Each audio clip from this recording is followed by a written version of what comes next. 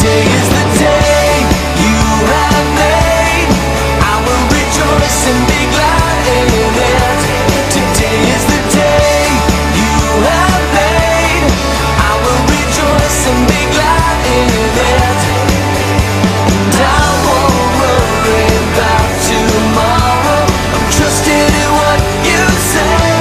Today is the day. Today is the day.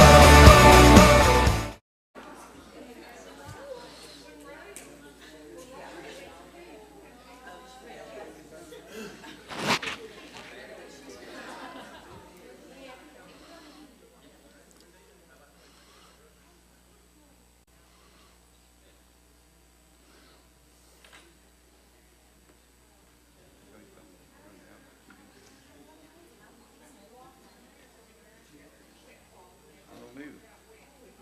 So I done cleaned them up.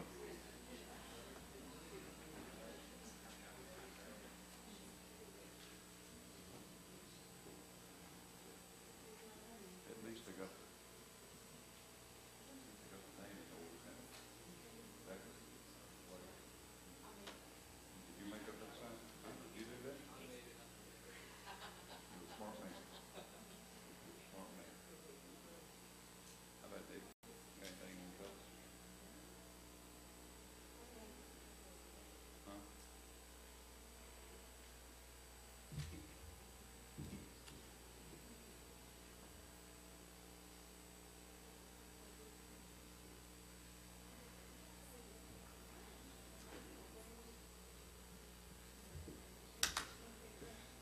Yeah, good evening.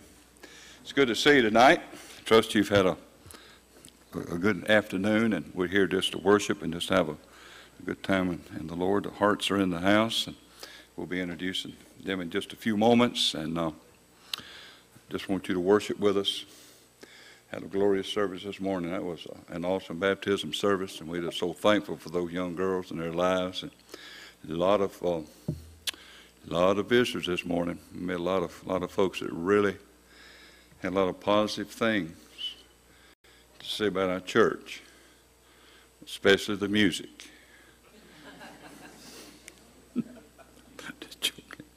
I did have one lady stop me at the door, and she said, "Do y'all use these hymn books every Sunday?" I said, "Well, I guess that's all we got." And she said, "Well, I like it a lot, and I love the piano and organ. I've got a 95-year-old grandmother that goes to church. I won't tell you where, but it's down there." And she said, she is so tired of, she said, "I'm going to bring her next couple of Sundays. I'm going to have a list of her favorite songs." So I said, "Well, you bring them on. We'll see what we can do." But let's continue to remember the ones that we need to be praying for. And, of course, Heather. I would love somebody to do this. I know an update, but I'd love, Matt, would you do the update for us, please? I can give you the short or the long one. Well, just Most of you kind of know, I think, what went on this morning. She had a seizure, and they thought they were going to have to code her. But luckily that did not occur. When the seizure stopped, she started breathing again. So they've got her heavily sedated right now. She's had an MRI, MRA, everything you can have. Everything has came back clean. The doctor says that she has encephalitis, which he said is caused by a mosquito bite. So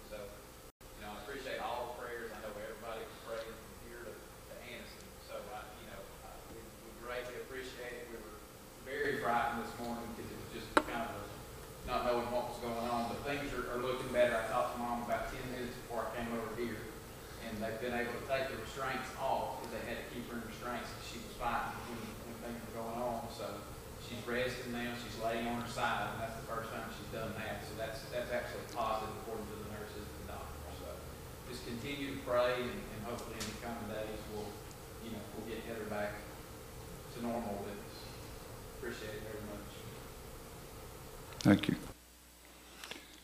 And let's continue to remember the English family, Deb and her dad, and you probably know one of the granddaughters broke an arm, Jamie broke a foot. This is all happening within like 2 or 3 days of each other, and of course her dad with his situation. So we got a lot of other needs. But I'm going to ask Randy, if you would, to pray a prayer for these two families, if you would, and we'll get into our service. My gracious Lord, we come tonight thanking you so much that we are able to come before your throne with thanksgiving. Lord, we are so thankful for the answered prayer today. Thank you, Lord, that Heather's fine. She's got a ways to go, but we know you're there. We know that your hand is there and it's working, it's in control. Thank you for being with her and the family. Continue to guide and direct in their lives. Lord, be with Mr. Holly. If we know him, he's a wonderful man, and we work with him. Lord, just be with him and Deb and the family as they go through this situation, this time with him. Lord, thank you for listening, hearing, and answering our prayers. Thank you, Lord, so much for loving us, for caring for us. And Lord, just giving us this opportunity that we can come in and we can share together tonight. Just guide and direct in everything that we do. Continue to be with us. Lord, continue to bless. Thank you for the 5 souls that were baptized this morning. Thank you, Lord, so much. And the opportunity to sit and see that. Thank you. Thank you for everything that you've done for us, Lord. Be with us and bless us in a mighty, mighty way tonight. In your name we pray. Thank you, Randy. Well, the Harts were called to Chile. Is that correct? Chile. Let's say Chile. We were called to go across the street, possibly next door. Footsteps to Jesus, wherever they lead. That's where we need to go. 470, hymn number 470. All the verses are good, so we're going to sing them all 4 verses. Stand with us, please, as we sing, Sweetly, Lord, have we heard thee calling? Come follow me. Sweetly, Lord, have we heard thee calling? Come follow me. And we say, we will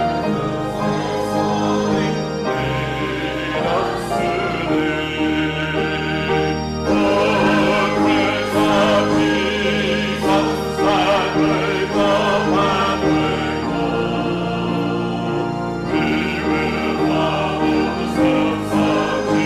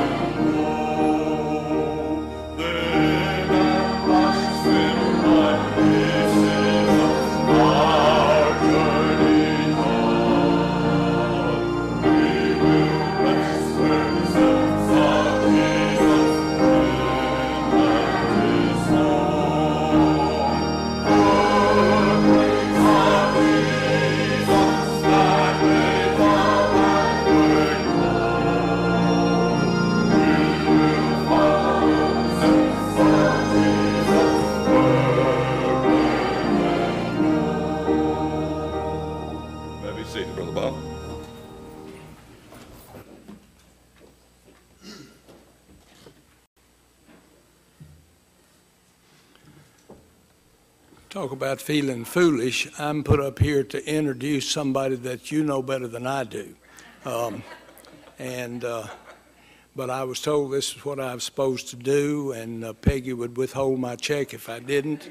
And so here I am. And of course, Roy has already done it, which is not out of the ordinary either. So I'll just try to do what I can. We're so happy to have Blake and Bekah Hart, or Bekah and Blake Hart, with us tonight to report on their work. They are our missionaries, our CBF missionaries in Arica, Chile. And we're glad that they're here. We look forward to hearing from them. And I want you not to forget that there will be a reception in the CMC after the service. Thank you for being here.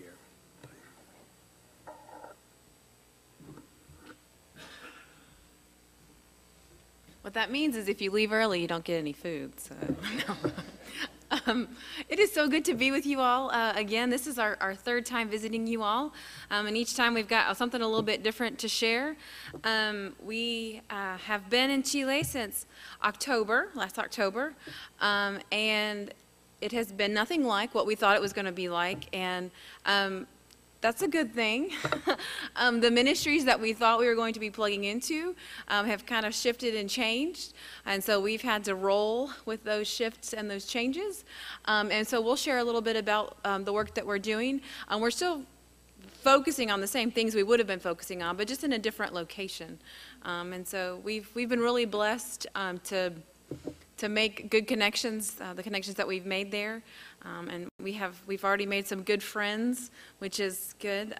We are in a place where there aren't very many other North Americans, so we kind of miss that contact. Sometimes we miss speaking English too, but we've been fortunate that we've made some really good Chilean friends. We spent Christmas with and New Year's with Chilean friends. We also were able to spend Christmas with our families via Skype. So that was a new experience for us, but we got to see their faces and they got to see ours, and so that's probably how it's going to be for at least a few more years.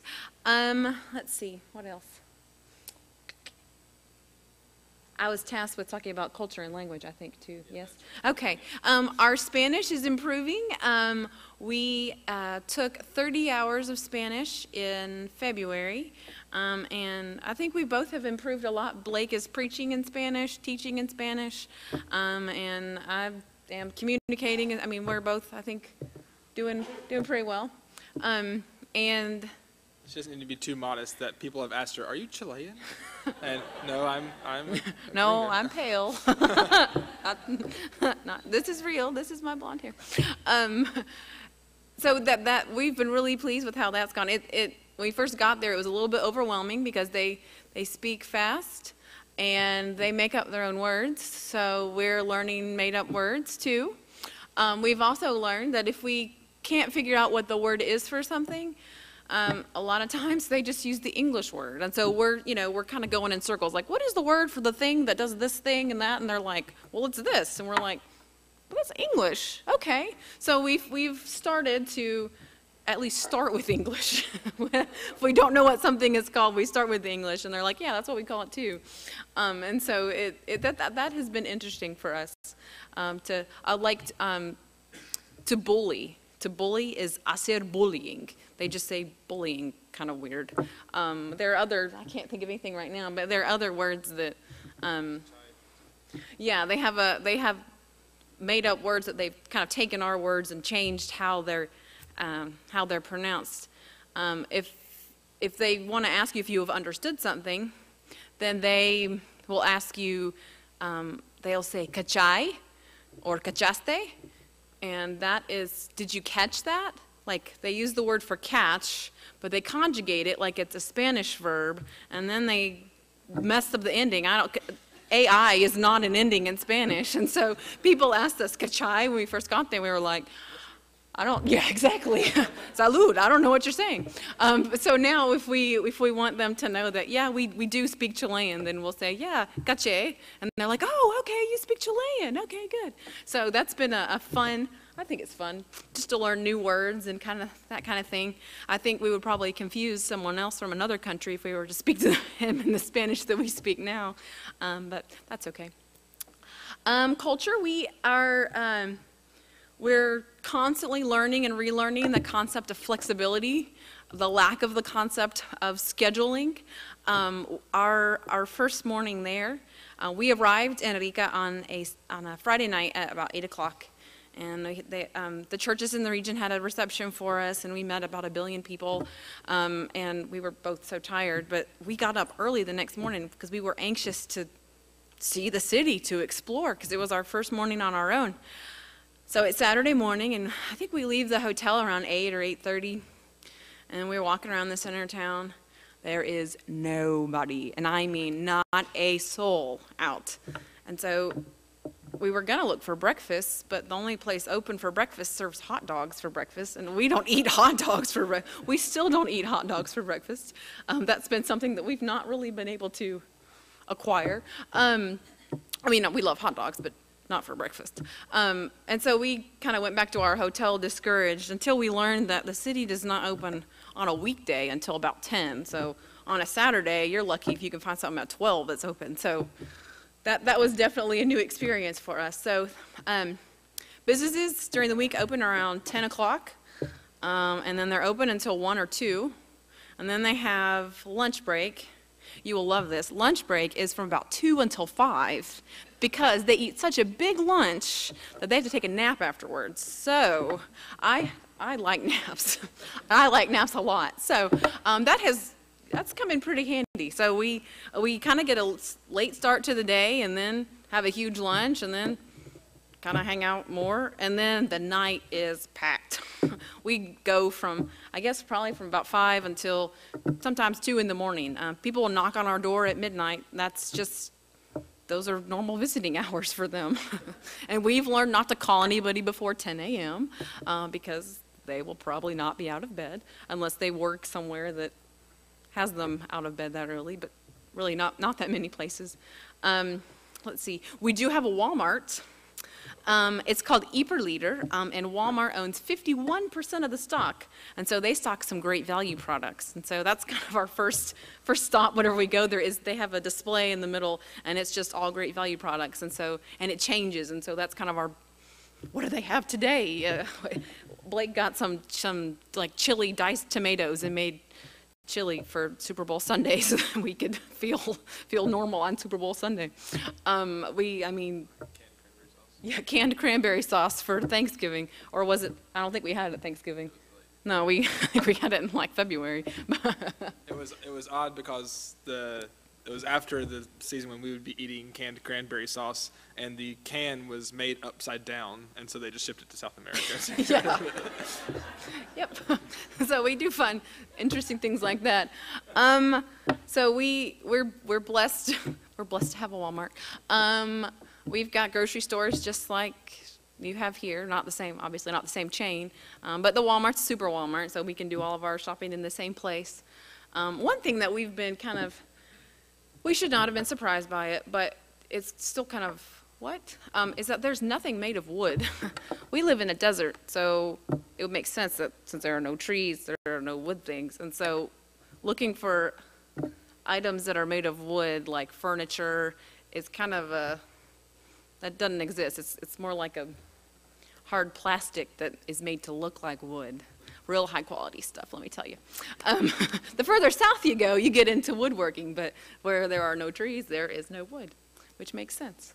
I think that's about it. Yeah, we try to make our schedule for the week on the Sunday of the week, and most of the time it looks nothing like what we've scheduled. I mean, we don't set a firm schedule. We can't because things change. We will set our day off. We try to take one day off a week, and we'll set it on Sunday. We'll say, okay, well, this will be our day off. We won't do anything work-related on this day, and we're just we'll relax. We'll go do that. We'll do laundry, whatever. And then the night before our day off, someone will call and say, we've got this meeting that you were supposed to be at. Okay, well, we won't take a day off this week, maybe next week. And so we're constantly having to be flexible with our schedules. It's good for us because we're we're big planners, so it's kind of a stretch for us. Blake especially is a big planner. And so we're learning how to be flexible and move with the Spirit, if you will. Just going back to the wood real quick, we rented a house for a while, and we had no storage. And so I thought, well, I can, as a sort of hobby, because during the first 6 months, we're not supposed to really do much work. We're supposed to be culture acquisition, language school, and so we had some free time, and I was like, maybe I can just try to build a shed out back. And so I go online to their version of Lowe's, the website, and I price the lumber and get the plans and everything, and then I go to the Lowe's, or they call it Sodimac, but it's like Lowe's. I go there to look at the wood and realize that the wood's about 3 times the price here than the online prices, and it's because the online prices were for the rest of the country, and we're not the rest of the country. So sadly, there's no wood for us. Even with us expecting a child and looking for a wood crib, there's nothing in the city to buy. So you all have been through this before, so just that's South America. We live in Chile. Here's the close-up of Chile, and as you can see, Arica is the the northernmost city in the country. But with that, it's some things that we didn't really expect, or I guess we just wouldn't have had any reason to think about beforehand, is the fact that the country of Chile is a very centralized country. You can see Santiago right there in the center, the capital city, and everything. It surprises me for such a long country, where this is as long as the U.S. is wide, that everything is centralized. All the money, all the politics, all the power, even within the church structures, everything is centralized in that city. And the farther you get away from that city, the less development, the less money, the less power you see. And so that's been something that we've been surprised by seeing as we've settled in, as we've gotten the feel for the place that we're living. And also just trying to evaluate our ministry in light of that fact. Anything else about that? I mean, down south, when we told people we were going to Arica, they're like, you're basically going to Peru. That was their comment to us. Or, this isn't, because we would tell people that we'd get to Santiago, and this just does not feel like the Latin America that we're familiar with. After having lived in Ecuador and after having lived or visited Honduras, well, this just does not feel right. It's very European, very developed, and they would always tell us, just wait till you go north, just wait. And that's sort of the sentiment. And for many people, it seems like to go and work in this area is a loss. We visited with the academic dean of the Baptist Seminary in Santiago and told him of our plans. And his response was, well, why are you going there? He's like, your efforts would be much better put to use in Antofagasta. It's like, if you want to go to the desert, if you want to go north, go to that city. It's much better. So there's this sort of feeling, even from the central parts of the country, that it's a waste to spend your time in the exterior, the external parts of the country. So that's been something that we've had to learn to roll with and learn to how do we address that, because obviously it's not a waste to go to Arica. There's people there who need just as much as people in Antofagasta or Santiago or any other major city in the country. Some stuff that we've learned about the city we live in. Real quick, going back, we drove, before we flew back to the U.S. this time, we actually drove from Arica to Santiago.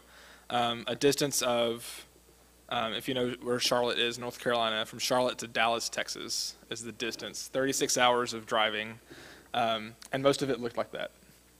Absolutely nothing. One day was a 12-hour driving day, and 8 of which was this with there were no villages, there were no places to stop. There was one gas station, and next to the gas station there were 2 restaurants. They were closed. I believe they were closed. I guess the people hadn't decided to come from the coast to open their restaurants for that day. So it's amazing how desolate this desert is. And to think of this was a 36-hour trip. We took 4 days to make it. And this is what you saw the entire way. It's just, I can't wrap my mind around that. So some things we've learned about the city of Arica. Here are the pictures. I think you've probably seen these before when we've been here before. But it's a small city, about 185,000 people, but it's a very heavily militarized. It's a military town. There are 5 or 6 military bases in the city of Arica. There are 2 Carabineros stations, or larger, there's a training school and several outposts of the Carabineros, which is the national police force.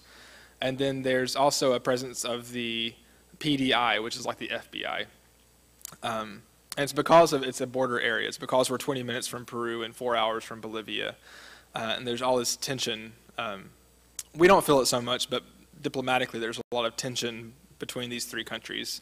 And so Chile has really beefed up their security on the border, which also makes Arica a very safe city to live in. There's not much crime in our city when you have 6 military bases in a city the size of, whatever, 185,000. If you know Asheville, North Carolina, it's about that size. So it's a small city. We're from North Carolina, so all of our references are North Carolina references. So if you know Raleigh, it's half the size of Raleigh, but that doesn't really help you all. I meant to look up Alabama references and forgot. But so sorry about that. But so yeah, so it's a safe city to live in. We're very pleased with that. We lived in Atlanta, as you know, before going there, and we feel much safer walking around Arica than we did walking around Atlanta at night. I mean, it's just, there's nothing to fear, which is, I guess, but fear itself, which is kind of nice. But I guess now we'll, transition into some of what we've been up to. Just so you know, as Bekah said, we've had to change a lot of our goals and our plans. And as you remember, when we first spoke with you all, that our goal and our dream was to work with the group called the Aymara people. They live at about 13,000 feet elevation, and we have learned that trip is not an easy trip to make. The second time we went, I passed out, which was not a pleasant experience, and then I was given some herbal tea from a very friendly Aymara family.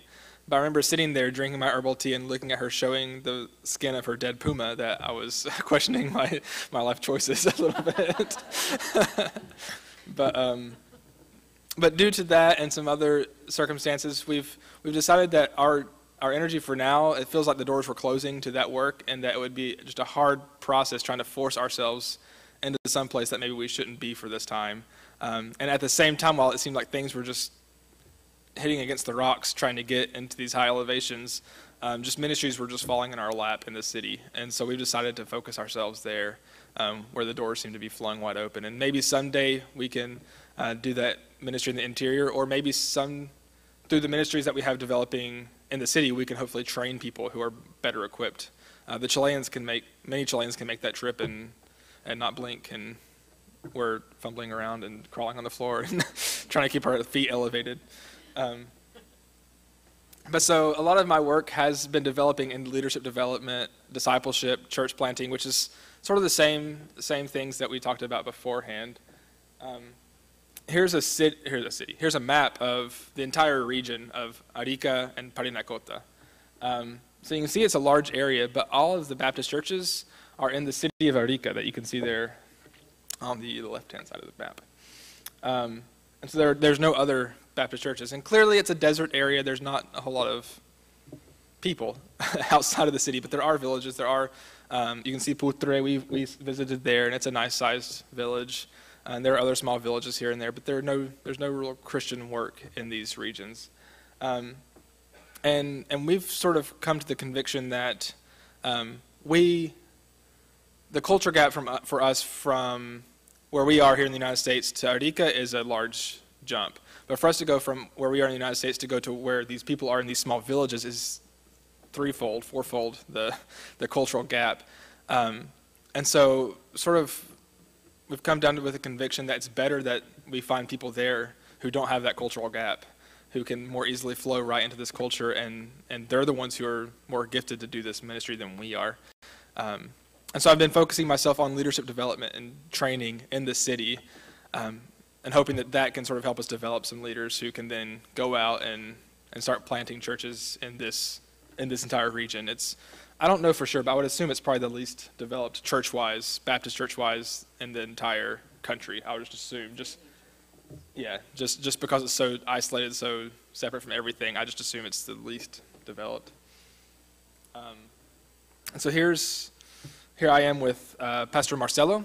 He is the pastor of the First Baptist Church, Marcelo Santibáñez. If you heard us talking last time we were here about Marcelo, this is not him. This is someone else. There are two Pastor Marcelos in the city, which gets confusing. But there's, should I tell the nickname? The other Pastor Marcelo, everybody calls Rambo, because his name is Marcelo Ramirez, and apparently there was a soccer player for Chile called Marcelo Ramirez whose nickname was Rambo. And so the other workers, or some of the other young workers in the area call him Rambo so that we don't get confused. So this is Marcelo Santibáñez, and he's pastor of the First Baptist Church of Arica, and he's also a recent graduate from, or he might be graduating soon from the seminary in Santiago. And he and I and a Brazilian missionary are working in his church to sort of found a center for biblical formation. For us, it's hard to grasp the lack of access to education that they have there, especially in terms of those who want to be in ministry. Most of us here are used to having ministers or pastors with master's degrees. Many of us, even it's a growing number of pastors are seeking their doctorate degrees. And there, the highest level of education that you can receive in country for a pastor is the equivalent of a bachelor's degree. And that's in Santiago. And so you'd have to make that 36-hour drive or 36-hour bus ride, which is $100 to $200, or the flight, which is $300 to $500. Then you have to try to sustain yourself in the most expensive city of the country. So it's not real likely. And then if you want to go more education than a bachelor's degree, you have to go to Argentina or to Spain or up here to the United States. And so it's just not, the access is not there. And for us, it's harder to grasp that because we're just so accustomed to having this sort of access. So we're founding this center in his church as a hope to try to help assuage that. Obviously, we're not be offering high-level degrees, but just to get some basic tools into the believers' hands, and also through that to hopefully see the people who have a passion and a heart for ministry, and to try to get them more training and to get them into ministries that they feel called to. Here's a picture of one of the first 2 or 3 nights of the thing. We meet twice a week, Monday and Tuesday, for 2 hours from 8:30 to 10:30 at night. So that gives you our schedule. As we told you before, we're heavily weighted on the end of the day. So 8:30 to 10:30, and normally I don't get to leave until 11 or 11:30, and then try to go home and rest afterwards. But we started out with about 50 people, which was outstanding. I couldn't believe that many people were coming. As is always the case, we sort of dwindled back to about 30, which honestly I think is a better size for education, for classroom setting. And so that's it. That's what we're doing there at the First Baptist Church, and it's a great ministry, and I'm really looking forward to going back, and we'll be starting our next semester, our second semester in August. So, and here's another pastor, Alonso. He's one of our best friends in the city, and with him I'm working both in his church, just teaching Bible studies at his church, and maybe aiming towards discipleship studies in the future. I'm also working with him and sort of brainstorming some church planting within the city.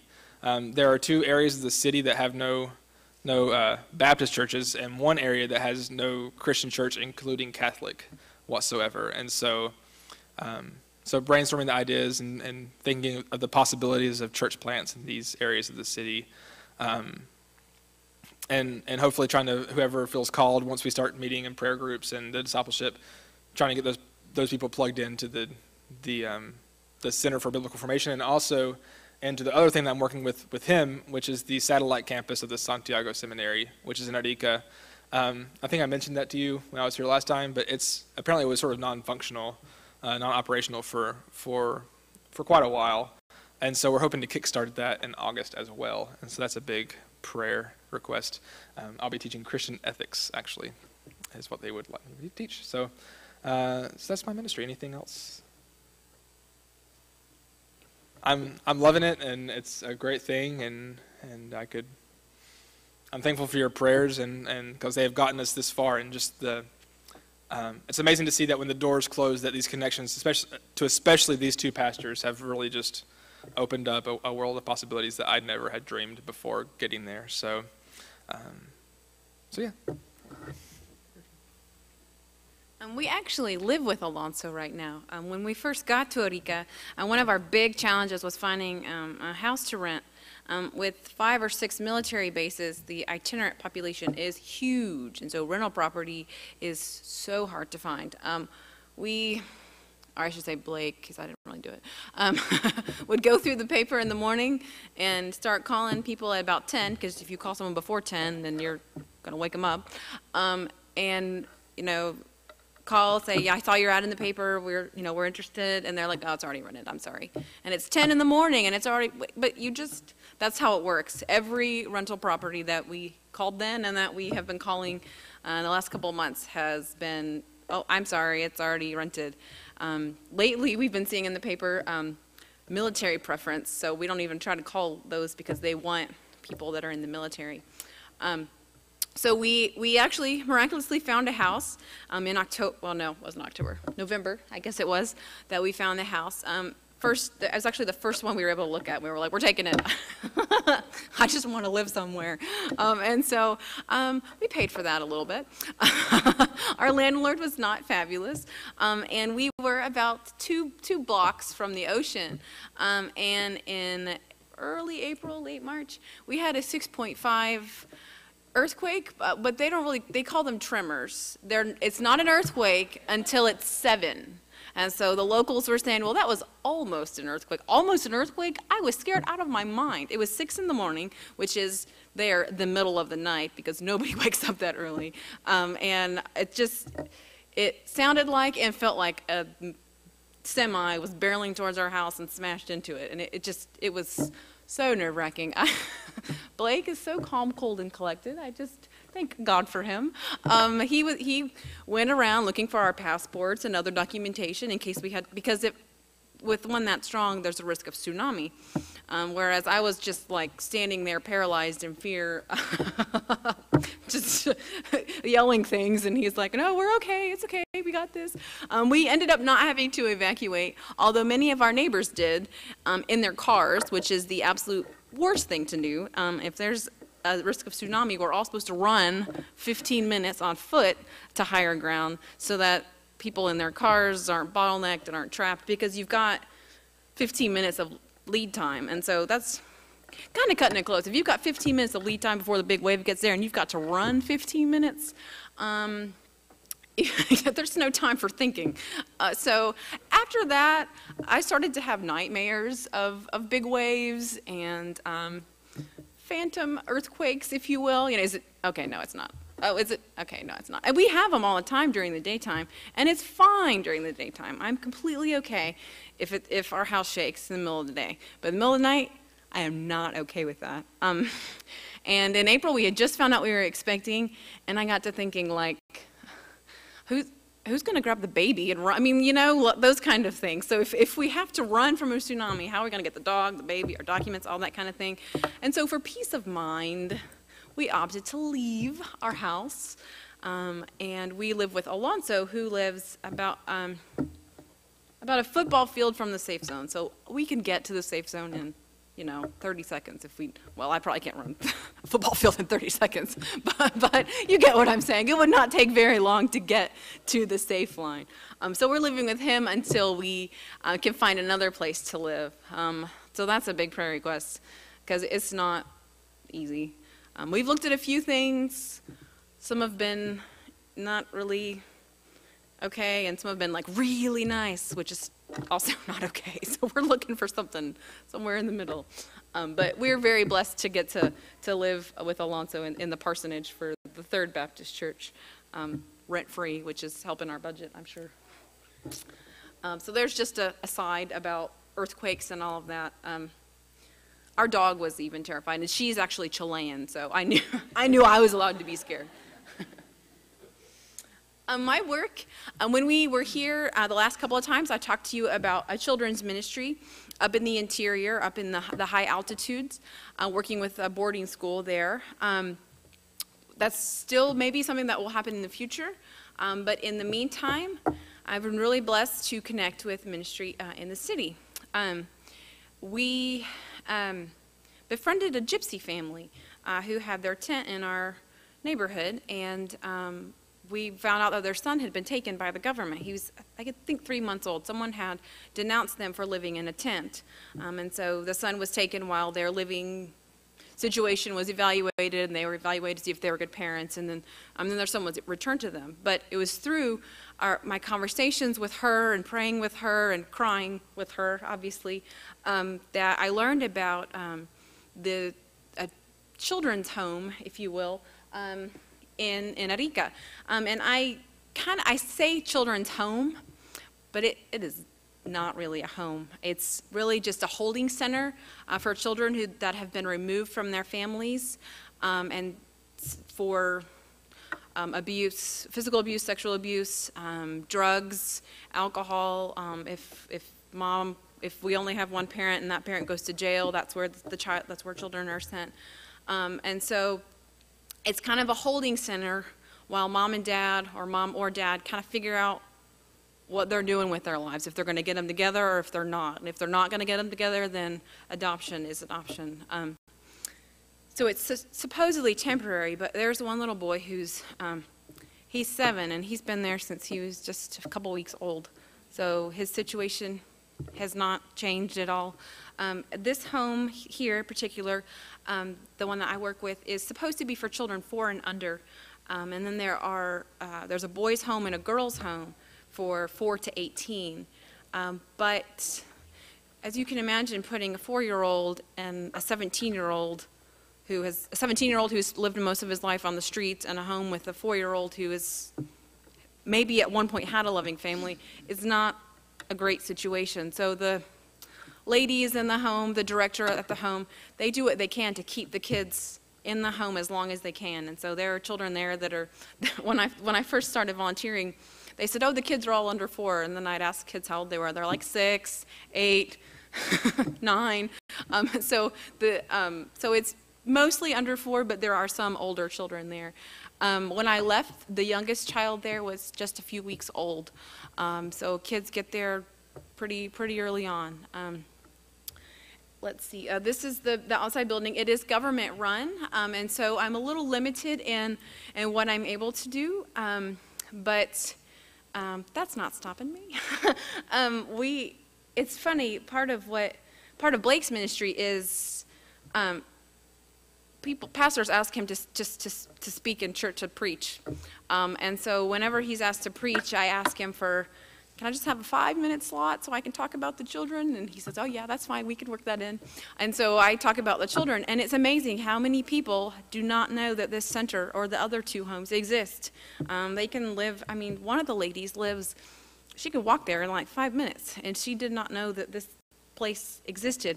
And so a lot of what we're doing is trying to educate people that this is here and they need help. There are, on any given day, there's about 40 children that live here. It fluctuates because kids come and kids go, and kids come back, sadly. And the the adult to child ratio is around 1 to 10, which is kind of a stretch. If some days I go and there are 13 2-year-olds and one tia, or one aunt, one lady that is caring for them. And if you have tried to care for 1 or 2 or 3 2-year-olds, you know that that is a task. So 13 is unheard of. I don't know how they do it. And so when I go, it's kind of an all hands on deck kind of thing. Like, I try to help out where I can. Because if you're caring for that number of children, you only have time to change diapers, to feed lunch, to put them down for naps, to try and eat lunch yourself, because they work 12-hour shifts. I don't know how.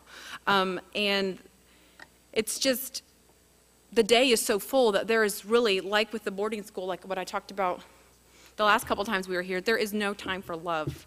And so that's what I go to do, and that's what I tried to get volunteers to do, is to go and love on these kids. They just want to be held. Oh my goodness, all of them. Now the 3-week-olds don't know they want to be held yet. Well, I guess they cried, that's their way of telling us. But all the way up to 8 or 9, they just want to be cradled. Honestly, the older kids still want to be cradled in your arms and held, because for some of them, they've never experienced that. And so that's what I do. And that's what I'm trying to get others to go and do. This picture here is me with Anita. Anita is 7. She's lived at the home for most of her life. And she's been having trouble in school lately. And so I was blessed to get to connect her with a lady in one of the local churches who has a daughter her age. So she knows what she's studying in school. And so Jorka goes 2 or 3 nights or evenings a week to tutor Anita and another little girl named Scarlett. And they are blossoming. They love Jorka, and whenever I go, they ask, will she come in with you? Well, no, I mean, she normally comes by herself on her own schedule. I mean, you know when she comes. But they love the, I mean, it's not one-on-one, it's one-on-two, but they love the attention. That's more attention than they ever get. And so Anita, but she always asks me if I have my camera, and so I try to leave it home most of the time, because just so I can avoid having to answer that. But she's a real sweetheart. She has a beautiful smile. This is Eduardo. If I was allowed to have favorites, this might be my favorite. Eduardo is 2. Eduardo's mother is about 18 or 19 years old, and she herself recently aged out of the older children's home. And so he's in this one, and he will most likely grow up in the system as well. And so that is a big problem with the government system, is that at 18, you're booted out on the street. If you've never had a family, you don't know what a family looks like, you don't have the skills to get a job, you're just, I don't know where his mother lives. I don't really know a whole lot about her situation. I just know that she's young and that she can't take care of him. In March, she actually kidnapped him from the home. And he was gone for a couple of months, but I don't think she went far enough, because they found him and he's back. Security measures have been changed since then, you might imagine. But it's very sad. There is a children's home, or it's actually a girls' home in Temuco, Chile, which is in the way south of Chile, and it's a Baptist girls' home. And in that home, the girls are there until they're 22 or 23. They are taught a trade, they are educated, they live in family groups, and the whole goal of living there is to make responsible adults and make responsible choices that are ready to be a part of society, which is a stark contrast to what I work with. So I think our long-term, big, huge, high apple pie in the sky dream is to have a Baptist children's home in Arica. But we're not the only ones that see this as a need. There are Chileans that also see this as a need, and so we hope to be able to work through the Chilean Baptist Union to dare to dream. We're just kind of in the exploratory, what might that look like phase, and so I really covet your prayers on that. As we try and seek God's will and figure out what the legalities are and what it all might look like. But it's very much needed where we are. There's one little boy, I don't have a picture of him, but his name is Jorge. And the first day that I went to the home, it's kind of crazy actually. I went to the home on Tuesday afternoon. I took a cab. I said, do you know where this place is? And the cabbie was like, yeah, I know where that is. And so we went. I walked in. I met the director, and I said, hey, I'd like to volunteer. She was like, okay, when can you start? And I said, do you want to see my ID, my passport? Do you want to get a background check? And she's like, no, you're white. It's okay. And I was like, oh, okay, great. I'm glad that other white people have caused you to have such faith in me. She has also said that if any men want to come work at the home, she wants background checks on them. But Blake's okay, because he's white too. So I was like, oh, okay, well, good. So I started on that Thursday with, I didn't really know what to expect. I knew what not to expect. I knew it wasn't going to be like a happy place. And I got there, and there was a little boy just kind of in the corner of the big play area. The big play area that has no toys, because a toy, if you can imagine being played with by 40 children, doesn't last very long, and so that's a big issue. And so I'm trying to work with local churches to try and help to get new or gently used toys into the home as well. But he was in the corner of the play area, and that intrigued me. I mean, well, you may know, I'm an extrovert, outgoing, and if there's somebody on the fringe, I want to know what it is, like I want to know why, and I want to go talk to them. So if you stand in the corner in the fellowship hall, I will come and I will talk to you. So stand in the middle if you don't want to talk to me. So he's in the corner, and I go over to him, and I say hello, and he doesn't answer, and I say some more things, and he doesn't answer. But that doesn't stop me. I mean, I'll talk to brick walls, so I'll talk to a little boy who doesn't talk back. And so we kind of struck up a friendship. Still, he didn't say anything to me. And I taught him to make monkey noises because I wanted to know if he was deaf. And so I made a monkey noise, and he could parrot the monkey noise very well. He could pull his ears out and push his lips out and scratch his armpits with the best of us and make very good monkey noises. But he still didn't say anything. And so I finally asked an adult, what the deal was. And Jorge's 4. And he has seen so much domestic violence in his home, his father against his mother, including when she was pregnant with his 3-year-old brother, that he doesn't speak. I don't know if he ever spoke, but he doesn't speak now. He speaks half of a word. He says ma, which is half of mama, which is mom. And so when he wants something, he'll walk up to me, tug on my shorts or whatever, and say ma, and then point to whatever it is. So if he wants me to make the monkey sound, he walks over, says ma, tugs on my pants, and then does that. And I know that he wants me to make the lovely monkey sound. It's heartbreaking.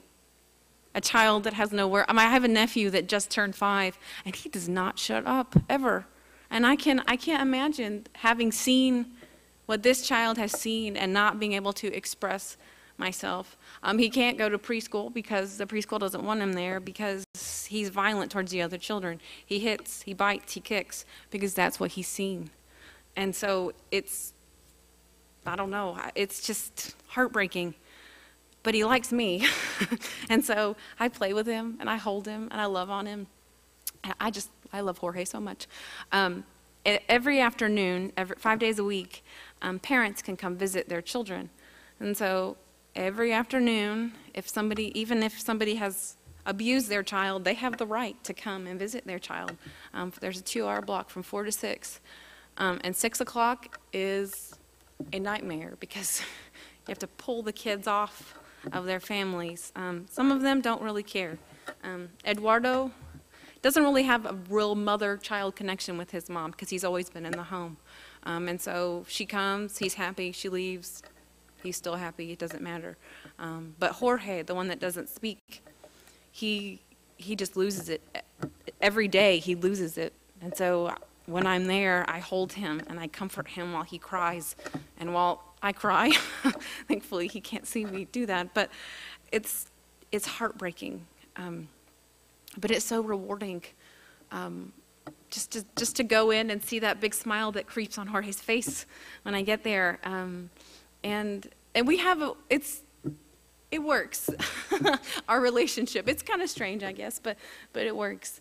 I've started working more with the younger kids, just because the older kids are a little more physical than I am prepared to handle at this point in the game. And so I work mostly with the 2- and 3-year-olds and Jorge.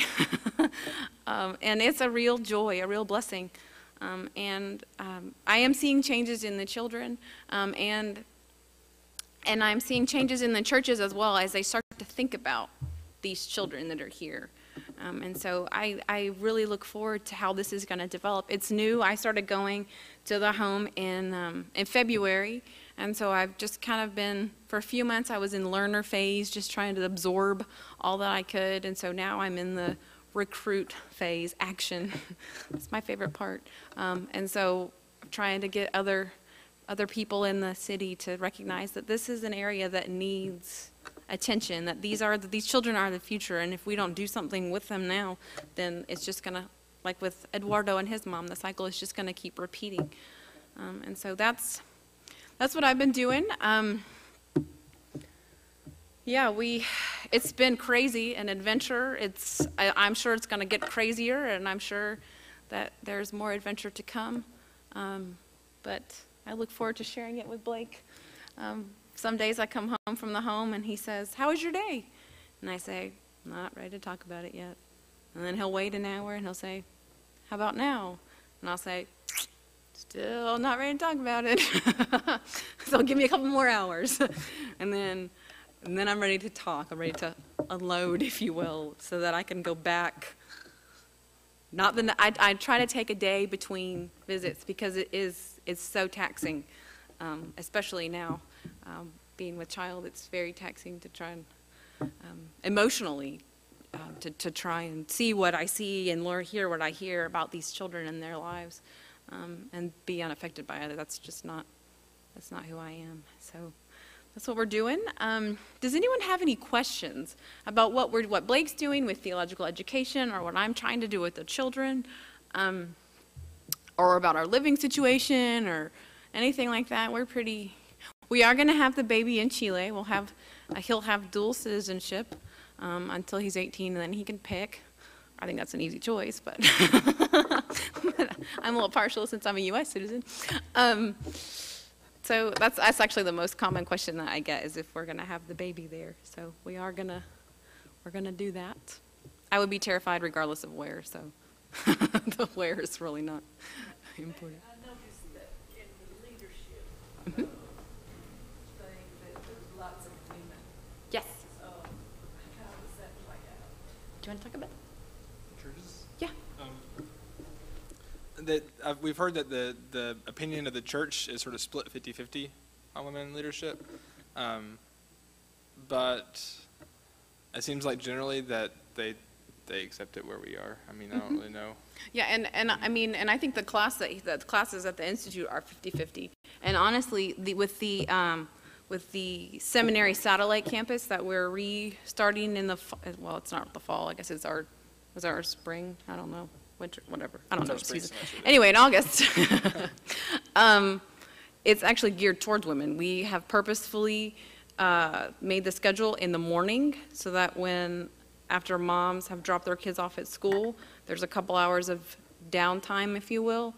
And so we have scheduled it for then so that we can attract more women. And that's a decision that that other people in the association have supported. It's not just us. So there's still strides to be made, but there are some women in leadership.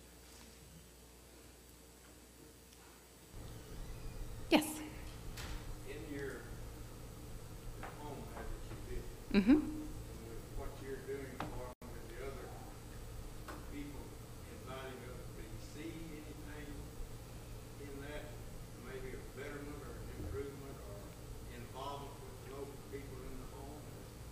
What's it out there? Yeah, I feel it's mutually beneficial, and I can see that it's mutually beneficial because there are a lot of people in churches that don't really know how to help, especially women. They want to help, they don't know where to help, and it's children, and that's what women do mostly, is start families and raise children, and so they can take care of children. And I do see a difference in the children, having that positive attention and not just punishment when something goes wrong is definitely making a difference.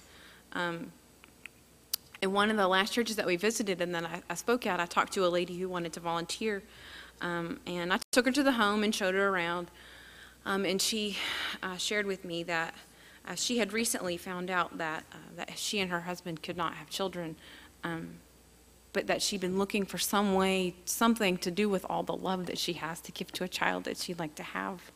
And so this home is an answer to her prayers because it's a place that she can go and love on children that need it until she and her husband figure out if they want to adopt or what they want to do.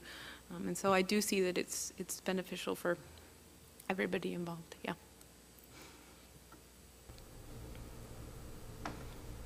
Any other questions? Yeah. Question, you were talking about the situation with the toys. Mm-hmm. Is that something that you guys can take back from here, or does it have to come from within the country? It makes the most sense for it to come from within the country just because of how much it is to ship things and to take things back with us. Shipping, Blake's mom has been amazing. She shipped us several packages, but each one has been like this big and cost at least $50 to ship it. And so shipping things is not really possible. I guess collecting here, and then if somebody were traveling down there would be more feasible. But And I haven't priced, I guess we probably should at some point price toys, but I haven't priced toys there at the Walmart. But yeah, I would prefer to get them from church members there because they can, I mean, it's free and they can be involved as well. But I think we have a group collecting clothes for the home. Here in the U.S., they're going to pay to have them shipped. So, I mean, nothing is out of the question, of course. I mean, it costs, but yeah.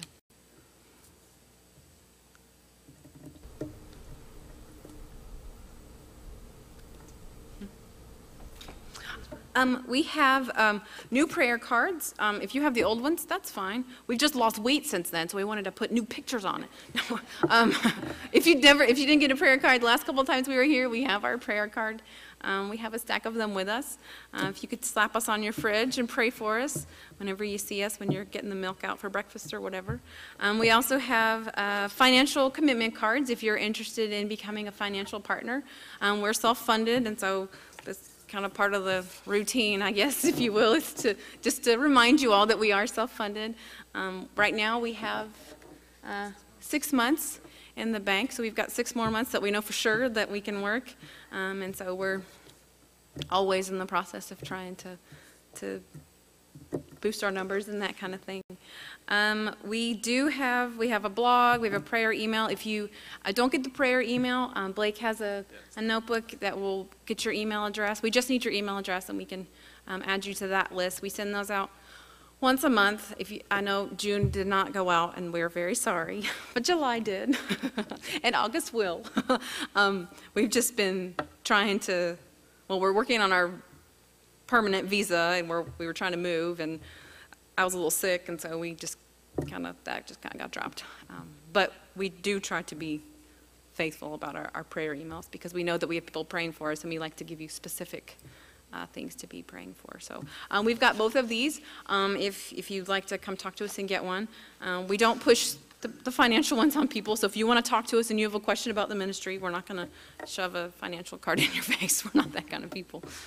So thank you again for the opportunity to be here with you all. We feel like we're home when we're with you all. So thanks again. I think that's all the slides. Oh, another lonely desert picture from our trip there. I don't know that we'll do that one again, but we wanted to get it out of the way before we had a screaming baby in the car with us. So we did.